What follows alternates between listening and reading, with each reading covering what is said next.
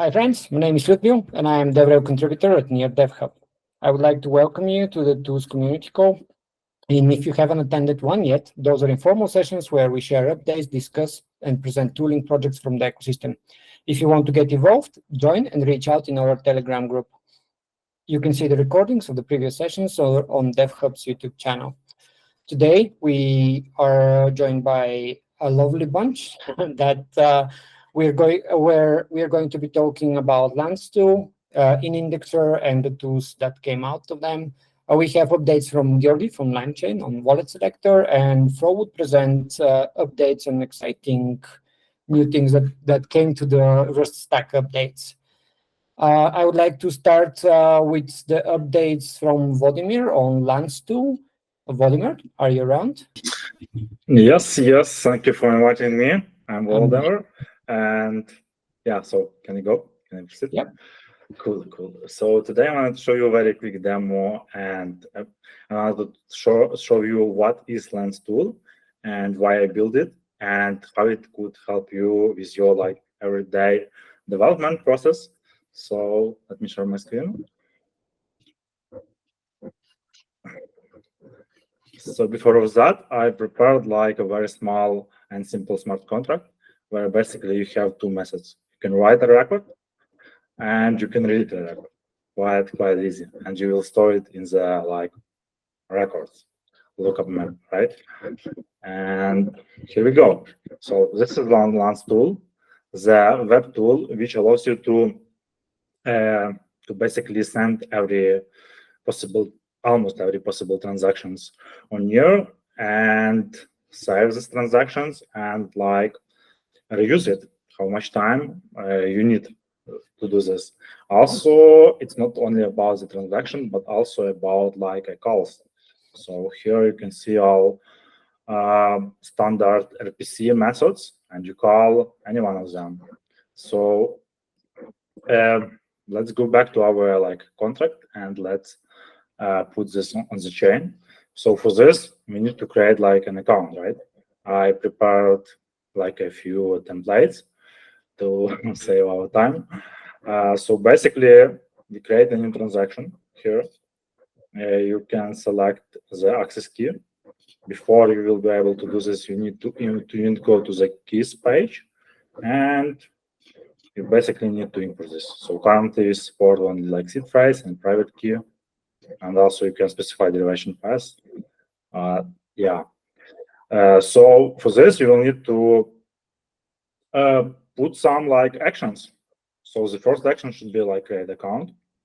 Also, you need to transfer some amount of your tokens, add an access key, and select the contract itself, right?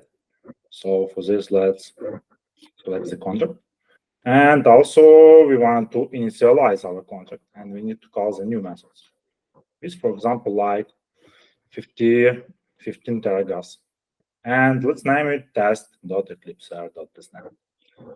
Click. And wait a bit. So yeah, everything was simply fine. Let's take a look. Again. Our transaction. Yeah, as you can see, everything works simply fine. Let's go write some record, right? So for this, we need to check the method, set up the method to write record. This one, let's go send. And wait a bit, yeah. And the transaction is quite successful. So and go now. And for now, let's go to our calls. And we don't want to pay a gas for current transactions for view methods, right? So for this, you can just select the call function, select the account. Also, in this method dropdown, you will see all exported WASP functions, because my contract right now doesn't support ABI. And here we go. We have the result.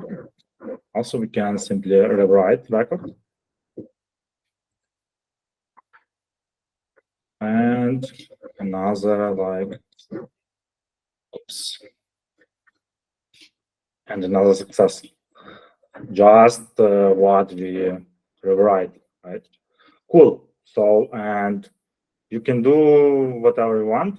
For example, we can add function call key and specify some like additional conditions, or you can write via function call to as well, or you can simply go and delete any key from your account you need, and you will be able to automatically see all possible keys at this moment. Or you can simply go and delete your account. And yeah, cool. It simply works. Also, you can store the accounts you often use and to some sort of list, and you will be able to see it as well.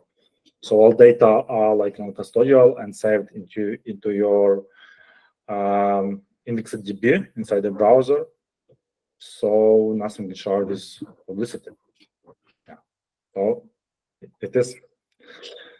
So it's a quick demo. Thank you guys. Thank you for watching. Some yeah, actually quite a lot of people in the chat are already digging in. So guys, Yeah, thank you guys. If you have questions for Vladimir, shoot them up. One question that I would have is what was the initial intention for you to build this tool? It's because it's quite elaborate. So what is the plan for it?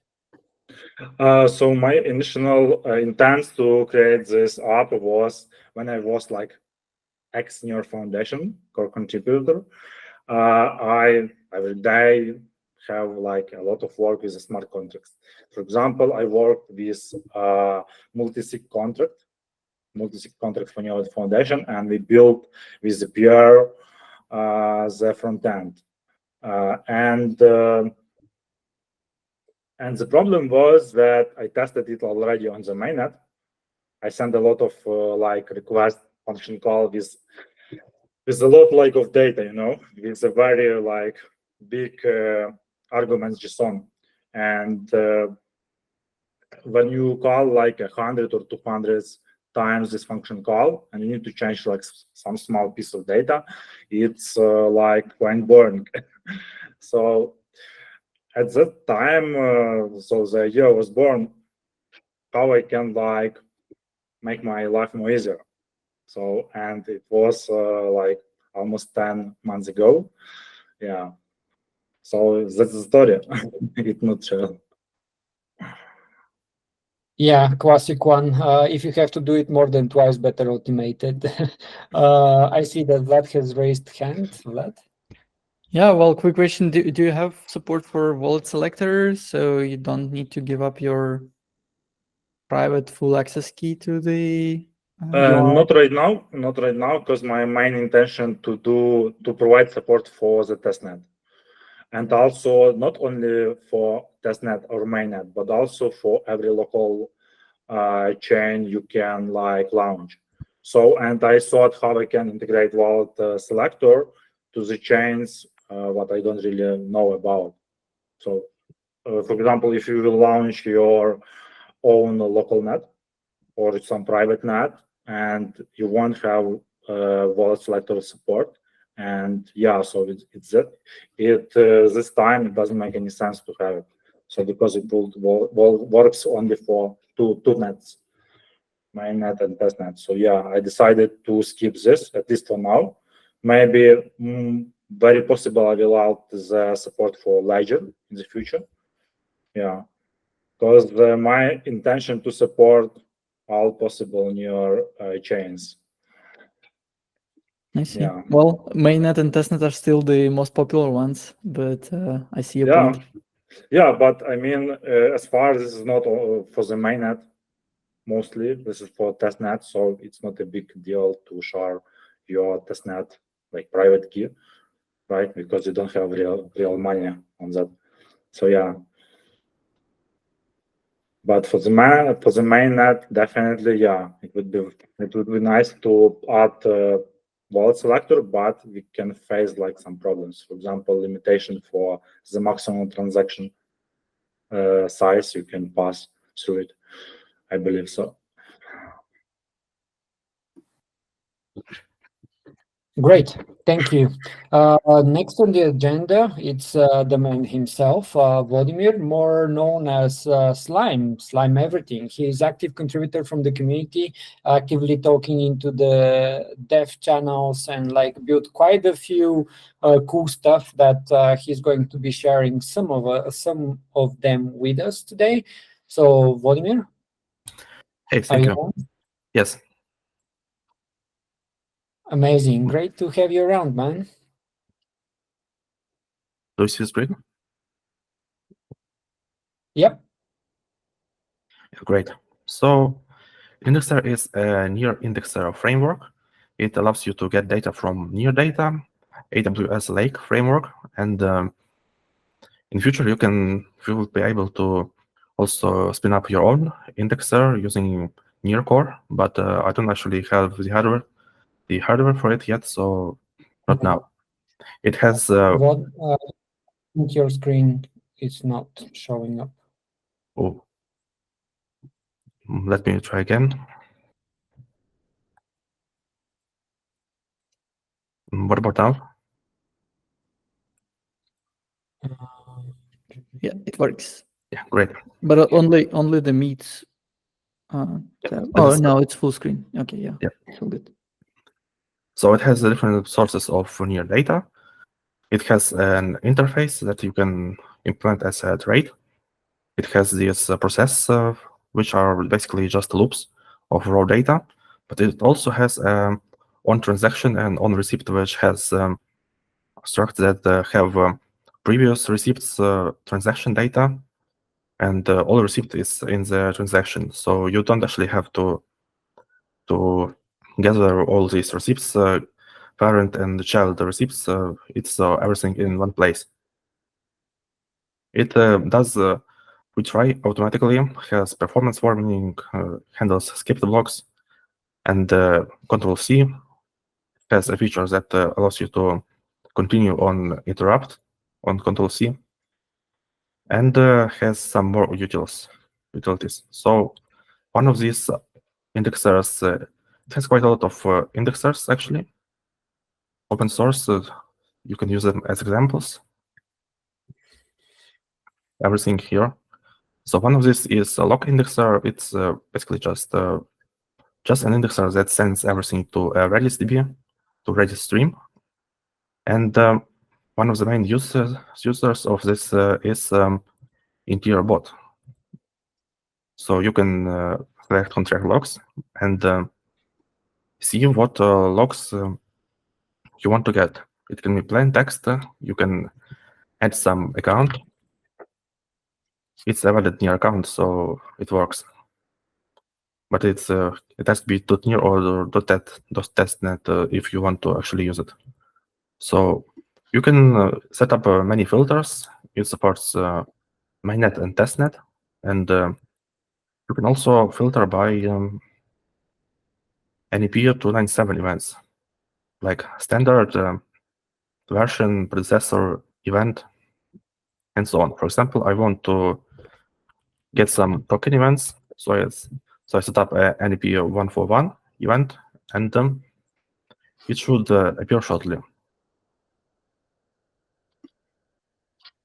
Or maybe it won't. Actually, maybe it reached some limits because I have a lot of stuff here on this account. Something always happens wrong with live demos. Okay, so anyway, it has also, by the way, a new feature called DGI. It's basically a near CLI RS that has everything in Telegram except for like sending transactions and other not view-only features.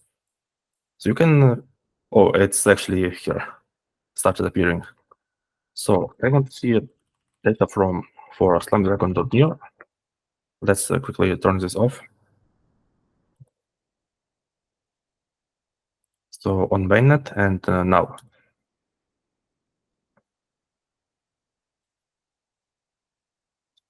Okay, so it has all this information that you would have on your CLI-RS, and the feature that is not present on CLI-RS is link sharing. So if you share this link, let me share it to you in the chat.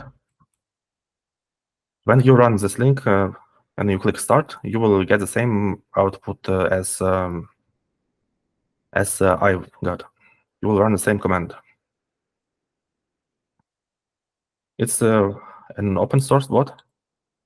It has some open source features, but not all of them are open source. And it gets events from either this indexer, or if you want to run it locally without setting up the infrastructure, you can just use the WebSocket API. It's not really production ready, but it has some things for if you want to develop or test. So if you don't want to spin up your own infrastructure, it's kind of useful. That was all I have for today. Thank you. Amazing, thanks. Can you drop the link to the repository in the chat, and we'll make sure that it's included also into into the description of the video once it goes up. Same from Lantstool as well, or at least to the parts which are open source or not. So, any questions for Vladimir? Going on twice. Yeah, Vladimir won. Yeah, so as I understood, it runs on top of Near Lake, right? It runs on top of. It can run on top of Neural Lake, but the version that it runs in production uses actually Near data by FastNear. It's free, and I find it quite reliable. So I don't see a reason why That's using nice, because Lake. I wanted to ask you about like the current price of running Near Lake, if you know it. Yeah, it's not very expensive, but if you run it locally or not on AWS, you will have massive egress amounts. Okay, thanks.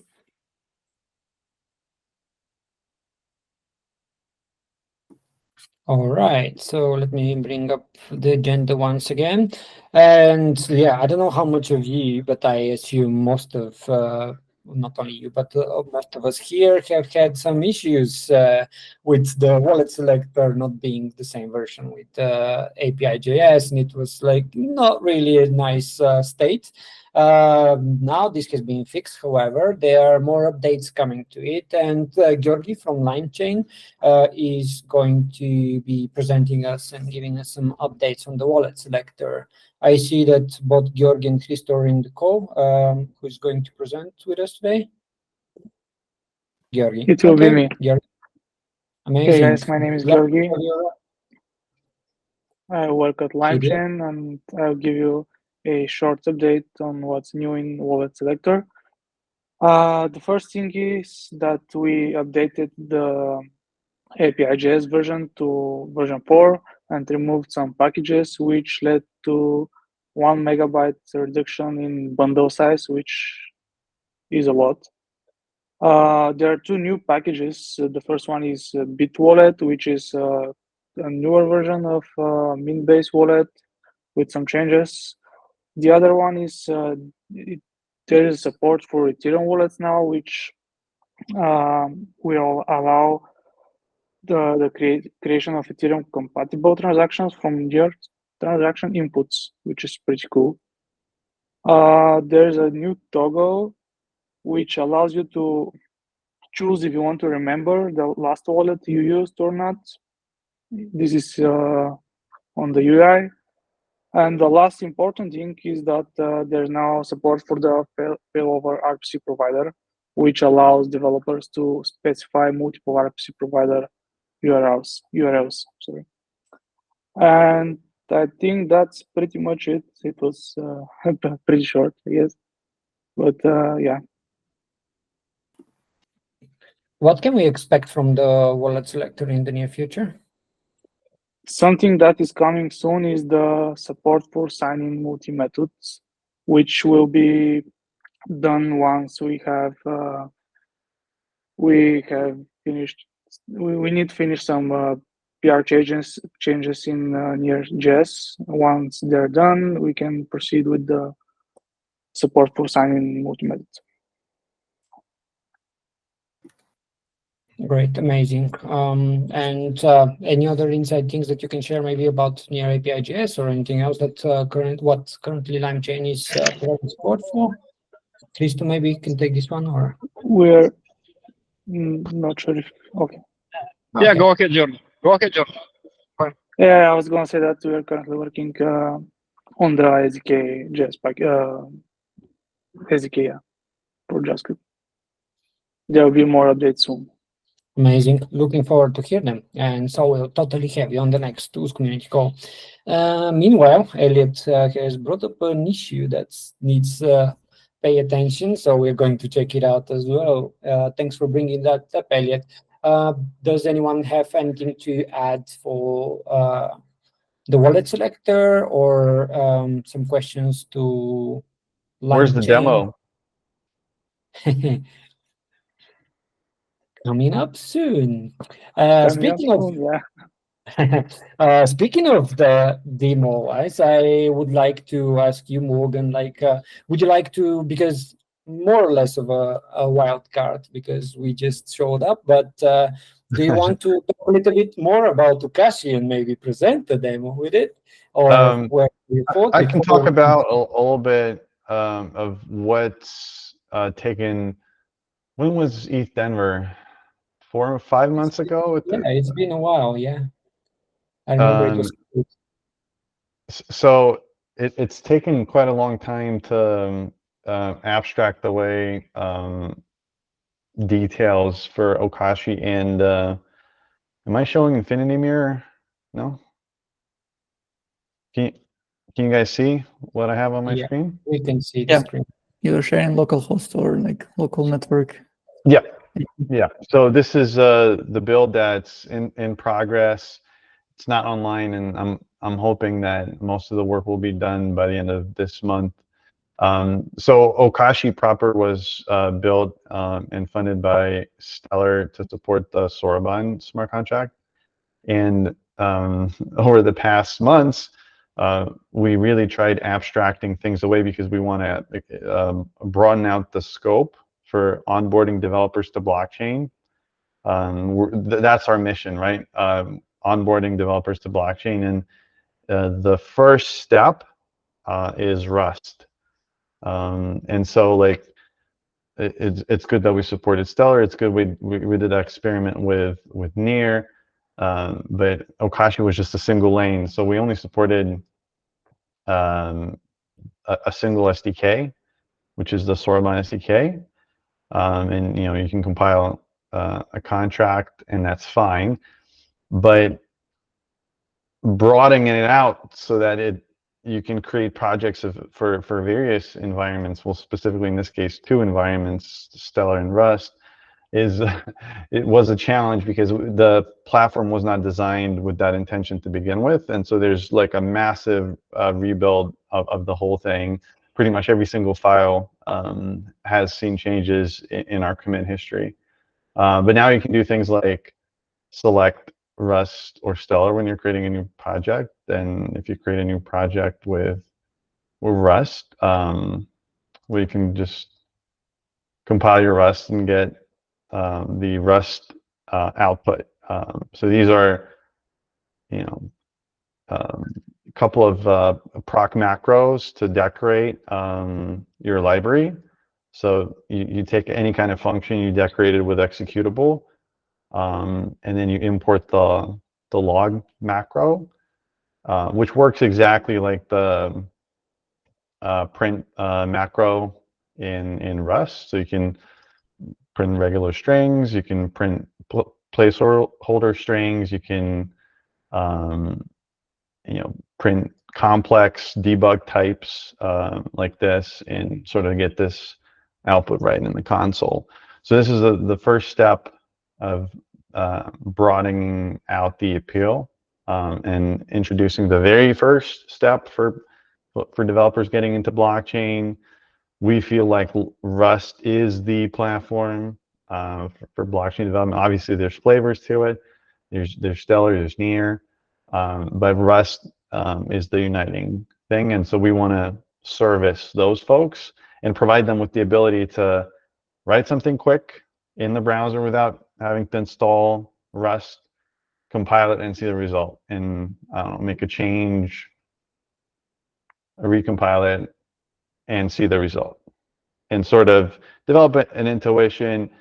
And after they've adopted Rust as their second language, they can transition into creating a blockchain specific project, and then they can compile that. And obviously you get a different interface, which is you're calling contracts now. You're not just calling a single function. So we're going to say I had a Near, and so the outputs are different. The console works a little bit different, but the gist of it is the same. Sort of write and get instant feedback. Yeah, so that's what we're working on. This is obviously still a work in progress to be able to support these separate environments. We're still working on the network deployment side because we want to support sort of testnet, mainnet interactions for contracts, and but yeah, completely revamping the back end and the infrastructure to support Rust, and then that will enable us to add the support for Near, hopefully down the line, as an option. So yeah, that's what we've been working on, and I really want to come up and do a demo when this process has been completed and we have it live, and folks can test it out. But this is a local host sort of on the spot demo. Hopefully you can see the potential there. Oh, yes, we do. And I am very thankful for my call out and that you coded, and well done. So just to remind for those who are not familiar with Morgan and Okashi, if you want to see the video, or actually the call, it was back in April, where Morgan presented what Okashi is and what they are doing. You can see the video. It is the Tools community call number 5, and you can see it into the, maybe over here they will be appearing, and also into the Near DevHub YouTube channel. So Morgan, thanks a lot for this wildcard demo. Great to have you around, and it's amazing amazing amount of effort that you have put into that, and you're still putting. And I see, and I'm pretty much sure that a lot of people see a lot of potential and the possibilities that what Okashi can actually bring to the table. So without further ado, last but never least, I would like to welcome Vlad, more known as Fro, with some Ruststack updates and some brand new interesting things coming up to Cargo Near, thanks to cooperation with SourceScan. So Vlad, if you can please take it away.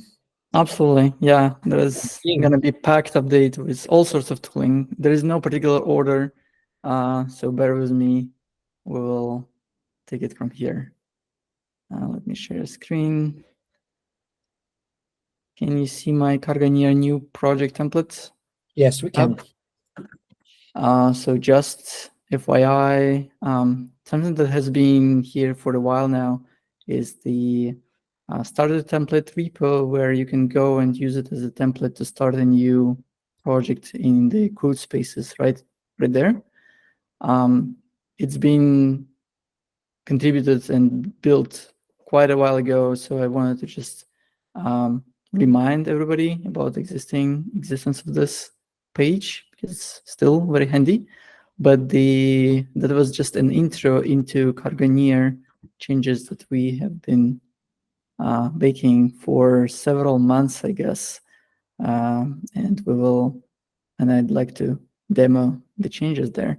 If you go to the releases, you will see that the last release was very boring. It only had one addition, one fix, and another something like other something. But this guy has been actually a beefy one. And it was a collaboration of months of several contributors. And I was just inspiration for this whole work. But I'm happy to just talk through it for this call. So what's the problem? If you go to Near blocks or any other block explorer on Near and go for example, devhub.near, can you, so we see the contract, okay, nice. We know when it was deployed, what was the code hash, the checksum basically of the contract, but what is checksum even representing? And where is the source code anyway? Like, okay, we can probably call some functions through various ways. And I also have a very handy ABI built into DevHub contract. So when you go to execute the function on DevHub account, it will actually pull in all the available methods, which is fine. But what's actual implementation? We don't know.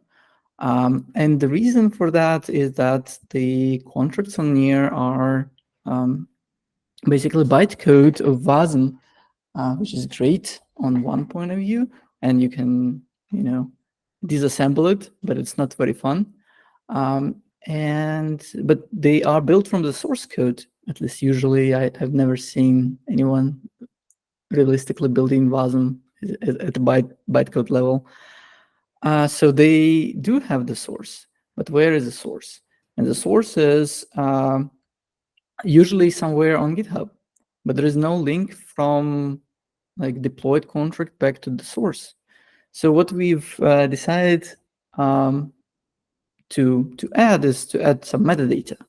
And the metadata, it was an app 330, I guess, source metadata, and that's where you would basically could potentially get information about the contract. And if you would go and check that out, contract call read-only devhub, contract source metadata, that's the method that is available. Cool, let's call it. Nice, yes. So we have a version. And we have a version of the contract, and we have a supported standards, and we have no link to the source code. Funny enough, but it could be there. But still, like, is it? We could put anything there, right? Any link. That's not fun. How about we actually build the source code, like build the same contract somehow?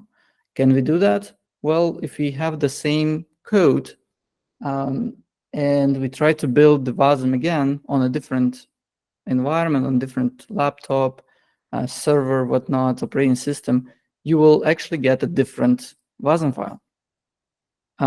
That is unfortunate, but that's the reality because of the tooling that is used, different versions, different path that is used for the compiler. So what SourceScan team, actually, Andrew is on the call today, I guess, together with me and a couple of other contributors, decided to do is to, okay, let's capture the environment the best way we can. And we decided to go with the Docker environment. So the build environment is basically the Docker image where we will build it. And we capture that information in the contract as the details, but also we need to actually build in that environment. So to long story short, the Cargo Near, after you install it, you can initiate your new project. You can do it in any other way as you wish. It basically creates a new Cargo project, Rust project. And if you open it, tooling demo, you will find all the familiar stuff. But we added actually a couple of configuration details here, including the reproducible build section with a reference to the image that will be used. You can, and it's provided by SourceScan. And if we keep this image and we provide that information in the contract, that will allow us to actually arrive to a reproducible contract, which is handy. And also what we need to provide the repository link. So we'll have to push it to some repo there. So let's go and create a repo very quickly. GitHub, new repo. Under my account, tooling demo, Cargo tooling demo. All right, so the repo is there.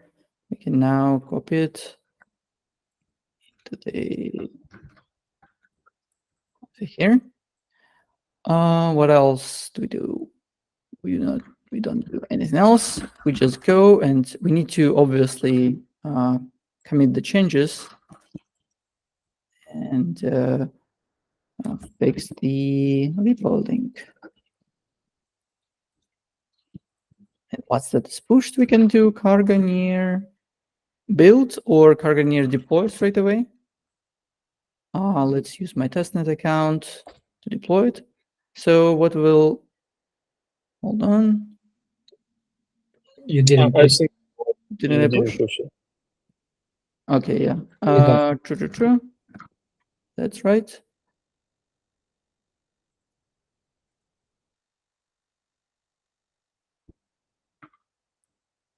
Deploy to this guy. So it's actually pre-elaborate here. You can follow every single step it's doing, but you don't have to.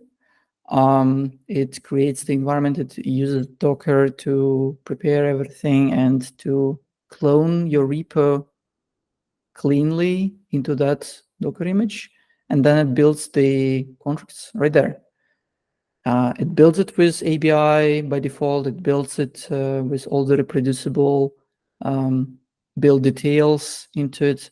And once we will get the thing compiled and deployed, we should be able to also reproduce it. So while we are waiting, I can, what I can do, what I want to talk about.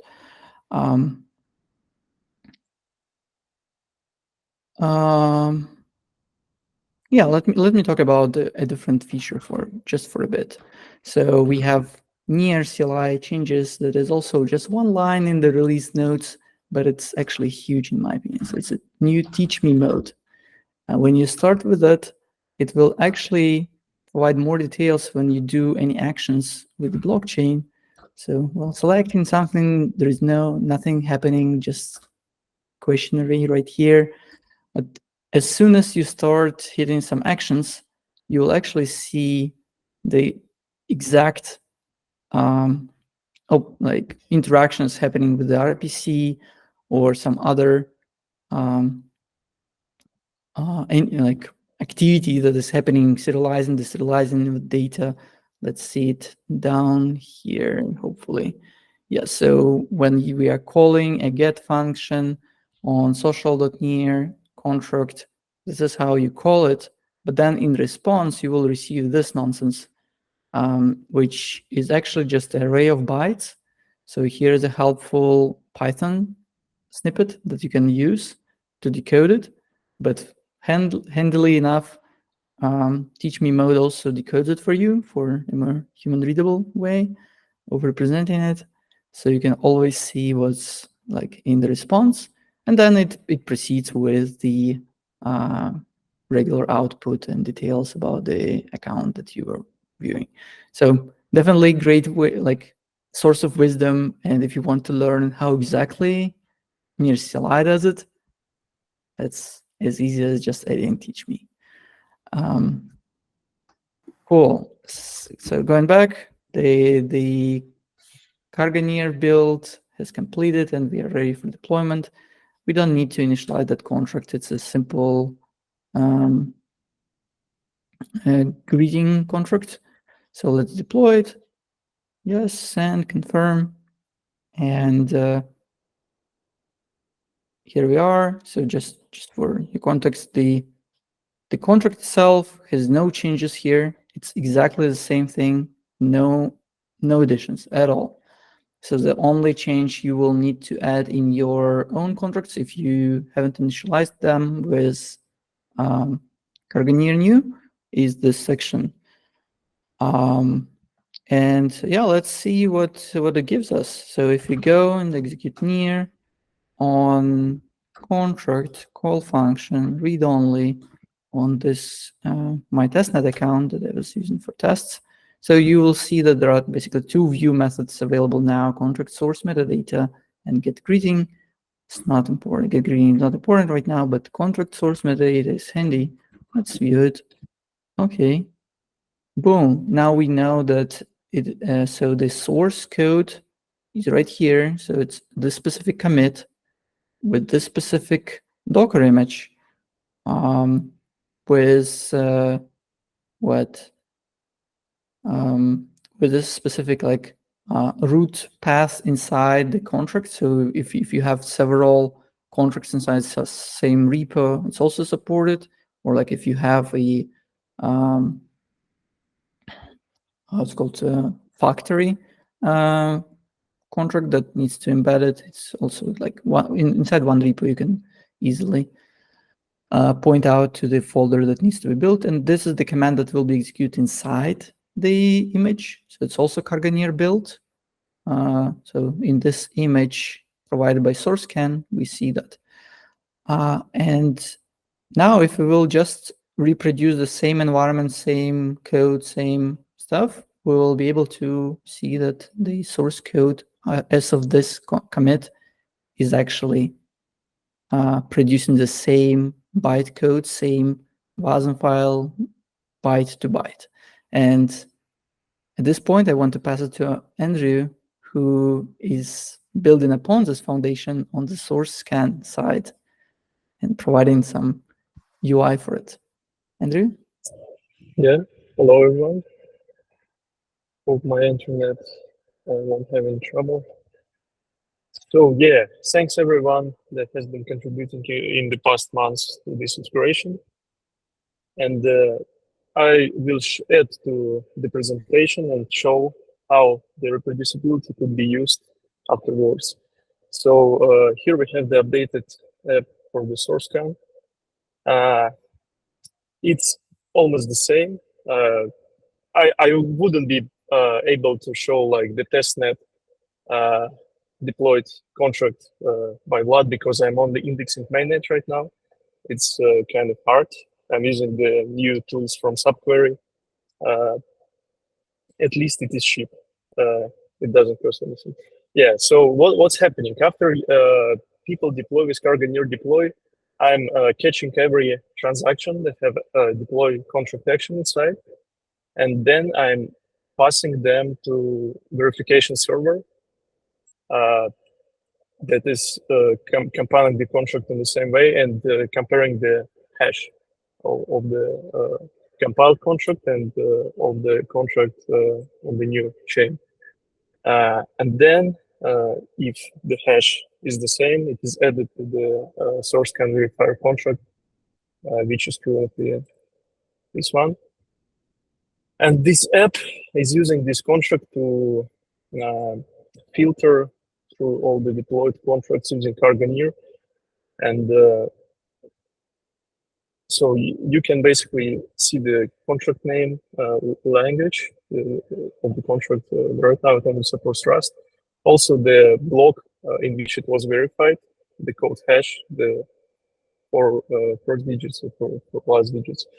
Also, I am uploading all the data to IPFS because if person will close like the GitHub repo for the contract, it wouldn't be able to see the actual code. And here, if we press show more, it will load the metadata. Over here, you can see the version, the standards, link to the Git with specific commit, also the command that was used in the Docker container. And also here's the link to the Docker image itself to the Docker Hub.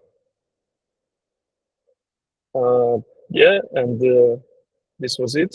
So in the future, we're already in talks with new blocks, and these could be implemented directly into new blocks. Andrew, correct me if I'm wrong, but So this information is also stored in the contract. So on Near, you can just kind of make a view call to a contract and it's and check the status. You can just make the view call. It also has the ABI, which makes life easier. Get contract. The JSON args are account ID. And for example, let's use the same account ID. And here we can see the same result. Block height, this ID from IPFS, the code hash. It also has the comments and voids because it was used with Near Social before that, and I will try implementing it here as well. So it will have like upvoids and comments here for each contract. So I think that's it. Yeah, for the UI part. While we are on the topic, I see that there is a question from who somebody raised their hand. I'm sorry, Gil. I just misclicked the button. I wanted to send an emotion. Okay, There was a hand button. Yeah, but amazing. Reproducible builds now seeable on the blockchain itself and soon to be on your blocks. That's huge. If you didn't get it, it's amazingly big thing. I would like to ask on regards to that, how easy would it be for contracts that are already deployed or contracts that are not made by Cargo Near to start making use of reproducible builds? If they use version 5 of Near SDK RS, it's just a matter of adding that configuration section inside Cargo TOML with a quirk of if you want to include the other contract, for example, if it's a factory, so you need to make your child contract also reproducible and also and make it part of the build RS build pipeline. Otherwise, we wouldn't be able to build your contract in an isolated environment. But we are building the tooling and demo based on the DevHub contracts. So soon that part will be solved and we'll have a clear path and reference for you. Amazing. I think that this should be a good like a good article to add into our blog sections of how to migrate for the reproducible build. So I'm putting this on my to-do list. Anything else you would like to share with us, Vlad?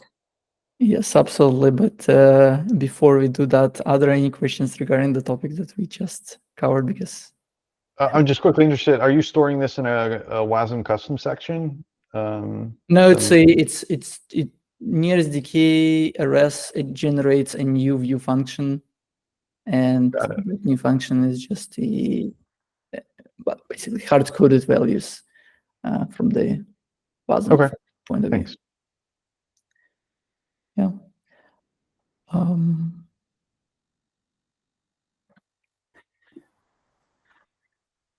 All right. So and on another topic of security and like tooling around the contracts is the code coverage, and it's also not my work, but I really want to shout out the team who were building it.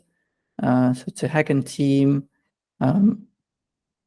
basically providing the Cargo WASM Cove tooling that allows developers to add the code coverage to the smart contracts and build from there.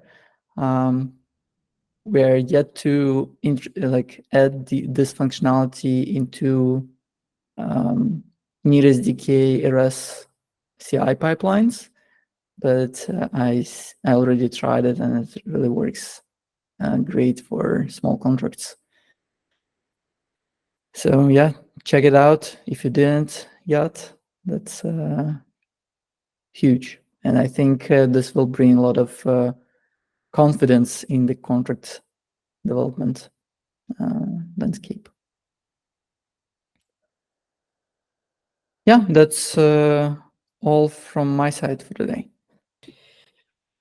All right, thank you very much, Vlad. One thing to add that I just reminded for, it's been a while actually. For those of you who missed near CLI RS can now execute functions from like near CLI JS. And that brings us to the era where we can just be with one CLI to rule them all.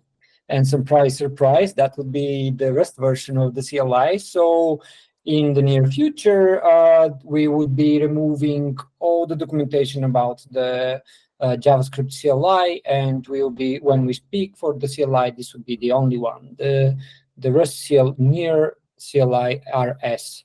So in the future, the JavaScript wouldn't be as the JavaScript counterpart wouldn't be as supported. So if you haven't switched yet, now would be the amazing time to do so. And before starting actually the recording, some of you might have been around or not. We got a question from Morgan, who hasn't been around for a while, about what is the race of sloths. So, race of sloths. Race of sloths, as you might have seen on the previous call, is a fun way to contribute to open source projects. So we've been using it around the Near ecosystem for a while, and it proves out to be actually very funny to see who contributes to what and how many points they are achieving. And I could see that most of the people are kicking my ass this week, this month, unfortunately, but I'll make sure to catch this up. You can see the projects that are currently involved into the Race of Sloths, and basically you can contribute to this open source project, being the Race of Sloths bot. And then once your pull request gets merged, the person who is responsible for the repository would rate your contribution, and you would be off to the races, literally. More projects are added, but this is quite a big bunch already, so you can go and contribute with everything in JavaScript, Rust. I think there is Python as well, which would be a very competitive space soon, I assume. And so, yeah, go check it out at raceofsloth.com. And yeah, that's basically it. So, and then I would switch to this one.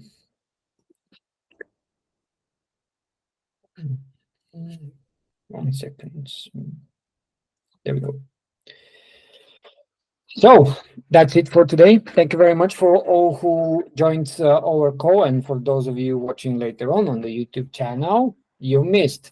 Not to miss the next one, just join our Telegram group channel and check out the Dev community calendar, the Dev Hub community calendar, where you can see all of the dates for the upcoming talks, not only for the tools community, but the other communities from the ecosystem as well.